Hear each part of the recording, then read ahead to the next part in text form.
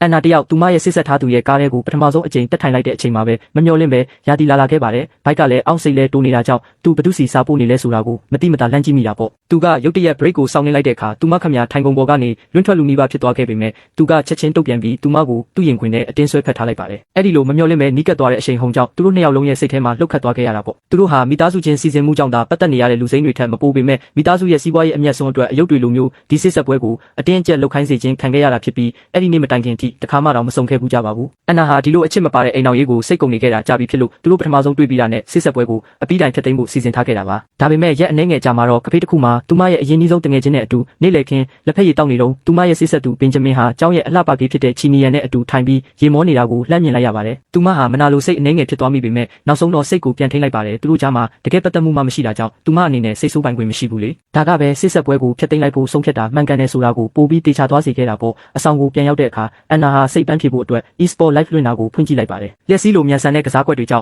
့်ဒီလောကမှာကနဝင်ဖြစ်နေပြီးမျက်နှာမပြတဲ့လှုပ်ဝက်ဆန်းပြတဲ့ pro game မှာလက်ကျန်းဟာသူမအကြိုက်ဆုံးအိုင်တော်ဖြစ်ခဲ့တာ3နှစ်တောင်ရှိပါပြီ။လူတန်းပေါင်းများစွာအားပေးကြတဲ့အဲ့ဒီ permission game မှာဟာအဲ့ဒီလောက်အထိအေးဆက်နိုင်လိမ့်မယ်လို့သူမဘလို့မှမထင်ထားခဲ့ပါဘူး။တကယ်တော့သူဟာထိုနေ့စောပိုင်းကတင်သူမတွေ့ခဲ့ရတဲ့အလန့်ကွာလုံးနဲ့စစ်ဆက်သူပဲဖြစ်နေတာပါ။မကြခင်မှာပဲဘင်ဂျမင်နဲ့ချီနီယန်တို့အကြောင်းကောလာဟာလာတွေဟာတကြောင်လုံးကိုတော်မီပမာပြန့်နှံ့သွားခဲ့ပါတယ်။အန်နာကအဲ့ဒီ post တွေကိုမြင်ရတဲ့အခါသူမရဲ့ဆုံးဖြတ်ချက်ဟာမှန်ကန်တဲ့ဆိုတာကိုပိုပြီးတော့တောင်တေချာသွားတာပေါ့။ဒါပေမဲ့ဘင်ဂျမင်ကတော့ချီနီယန်ရဲ့လာရောက်ပတ်သက်မှုတွေကိုစိတ်ဝင်စားမှုလုံးဝမရှိခဲ့ပါဘူး။သူကသူ့မှာစစ်ဆက်ထားသူရှိပြီးသားဖြစ်ကြောင်းနဲ့သူမပို့ထားတဲ့လက်ဆောင်တွေအားလုံးကိုလည်းပြန်ပေးဖို့စီစဉ်နေတယ်လို့သူ့တငယ်ချင်းတွေကိုအတိလင်းပြောပြခဲ့ပါသေးတယ်။ကံမကောင်းစွာနဲ့ပဲသူ့တငယ်ချင်းတယောက်ရဲ့နားလည်မှုလွဲမှားစွာပြောဆိုလိုက်တဲ့စကားဟာဘင်ဂျမင်ရဲ့အဖိုးစီရောက်သွားခဲ့ပြီးစစ်ဆက်ပွဲပြတ်သွားပြီဆိုတဲ့အပေါ်အဖိုးဖြစ်သူကအကြီးအကျယ်ဒေါသထွက်ကစိတ်ဖိစီးမှုကြောင့်တတိလစ်လဲကျသွားလို့ဆေးရုံကိုအရေးပေါ်ပို့လိုက်ရပါတယ်။ဘင်ဂျမင်ဟာအန်နာကသူ့အဖိုးစီကွယ်ရာမှာသွားတိုင်ပြီးသူ့ရဲ့အာယုံဆိုင်မှုကိုရချင်လို့မူနေတာလို့ချက်ချင်းပဲထင်လိုက်မိတာပေါ့။သူကဒေါသတကြီးနဲ့သူ့မစီဖုန်းဆက်ပြီးအကွက်တွေစင်မနေနဲ့လို့အော်ဟစ်ငောင်ငန်းပါတော့တယ်ဒါမျိုးတွေကဘယ်တော့မှထမြောက်မှာမဟုတ်ဘူးလို့လည်းတတိပေးလိုက်ပေးတာပေါ့။အန်နာဟာဒီလိုအခြေအမြင့်မရှိတဲ့ဆွဆွဲချက်တွေကြောင့်ဒေါသအကြီးအကျယ်ထွက်သွားပြီးသူမအနေနဲ့သူနဲ့ဘာမှမပတ်သက်ချင်ဘူးလို့အေးဆက်ဆက်ပြန်ပြောကဖုန်းချပစ်လိုက်ပါတယ်။အဲ့ဒီညမှာတော့သူတို့နှစ်ယောက်လုံးစိတ်ပြေလက်ပြောက်ဖြစ်အောင်ဂိမ်းထဲကို log in ဝင်ခဲ့ကြပါတယ်။အန်နာဟာကိုပွဲဆက်တိုက်ရှုံးနေထားပြီးဂိမ်းကိုတောင်ဖျက်ပစ်တော့မဲ့အချိန်မှာတက်ဆိုတဲ့အကောင့်မီန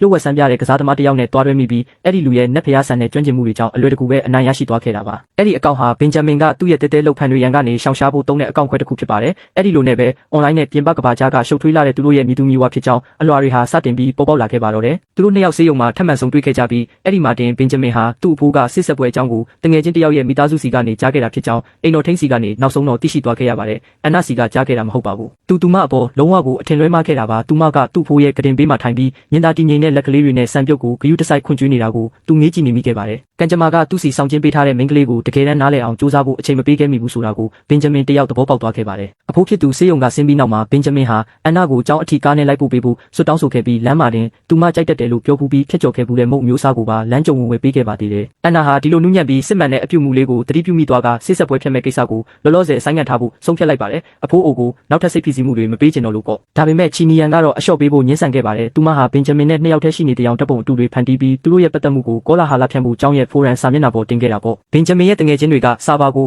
ုဟက်လုပ်ပြီး post တင်တဲ့နေရာကိုရှာဖွေရာကနေသူမရဲ့အဆောင်ဖြစ်မှတ်သိသွားတဲ့အခါဘင်ဂျမင်ဟာသူမရှိကိုတိုက်ရိုက်သွားပြီးအမှန်တရားတွေကိုအေးဆက်ဆက်နဲ့မျက်နှာချင်းဆိုင်ရှင်းလင်းပါတော့တယ်။ပထမအချက်အနေနဲ့သူမဟာသူ့အဆောင်တွေကိုလက်ဆောင်အတင်းပေးခဲ့တာဖြစ်ပြီးသူကလည်းအဲ့ဒါကိုပြန်ပေးပြီးသားဖြစ်ပါတယ်။ဒုတိယအချက်ကတော့ကဖေးမှာတွေ့ခဲ့တာဟာတက်တိုက်ဆိုင်မှုသာဖြစ်ပြီးသူတို့ရဲ့ပတ်စုံအကြိမ်စကားပြောမှုချင်းပဲဖြစ်ပါတယ်။တတိယအချက်အနေနဲ့ forum မှာဘယ်သူ post တင်ခဲ့လဲဆိုတာသူမကိုယ်တိုင်အသိဆုံးဖြစ်ပါတယ်။သူကအဲ့ဒီ post ကိုချက်ချင်းဖျက်ပစ်ဖို့နဲ့လူသိရှင်ကြားတောင်းပန်ဖို့ပါရာဇက်တန်ပေးလိုက်တာပေါ့။ခါတီးပြီးအရှက်ရသွားတဲ့ချီနီယန်ဟာကလဲစားချေဖို့အတွက်အားကစားပွဲတော်ပူးပေါင်းညှိနှိုင်းရေးမှုဆိုတဲ့သူမရဲ့ယာတူးနေရာကိုအသုံးချပါတော့တယ်။သူမဟာအန်နာစရင်ပေးထားတဲ့မီတာ100အပြည့်ပြိုင်ပွဲကနေသူမကိုယ်တိုင်လက်ရှိချန်ပီယံဖြစ်ပြီးအပိုင်နိုင်ဆုံးဖြစ်တဲ့မီတာ9000ပြည့်ပြိုင်ပွဲစီကိုတိတ်တဆိတ်ပြောင်းလဲပစ်လိုက်ပါတယ်။သူမဟာအန်နာကိုတကြောင်လုံးရဲ့ရှေ့မောက်မှာလူသိရှင်ကြားအဆက်ခွဲဖို့စီစဉ်ထားခဲ့တာပါ။လူတိုင်းကလည်းအန်နာကိုအဆက်မရစေဖို့အတွက်ပြိုင်ပွဲကနေနှုတ်ထွက်ပြီးနေမကောင်းချင်အောင်ဆောင်ဖို့ဝိုင်းဝန်းအကြံပြုကြပါတယ်။ဒါပေမဲ့သူမကတော့တီတီငိမ့်ငိမ့်နဲ့ပဲခေါင်းခါပြလိုက်ပြီးပြိုင်ပွဲရဲ့အစပြုစီးနာကိုထွက်လာခဲ့ပါတော့တယ်။ဘင်ဂျမင်ကသူလာကြည့်မှာမဟုတ်ဘူးလို့လူတိုင်းကိုပြောခဲ့ပေမဲ့ပွဲကြည့်စဉ်ရဲ့အကောင်းဆုံးနေရာကိုစောစီးစီးလာယူထားခဲ့ပြီးသူမတတိလစ်သွားရင်သူ့အဖိုးကိုပြန်ရှင်းပြရမှာပြင်းလို့ပါဆိုပြီးတိုးလေးရေရွတ်နေခဲ့တာပေါ့။ပြိုင်ပွဲစတင်ကြောင်းတနက်တန်ထွက်လာတဲ့အခါချီနီယန်က